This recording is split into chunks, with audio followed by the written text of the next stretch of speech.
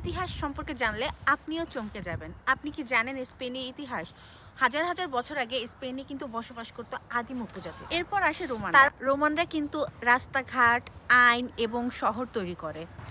তারপর রোমানদের কাছ থেকে অষ্টম শতাব্দীতে মুসলিম শাসকরা স্পেন কিন্তু দখল করে নেয়।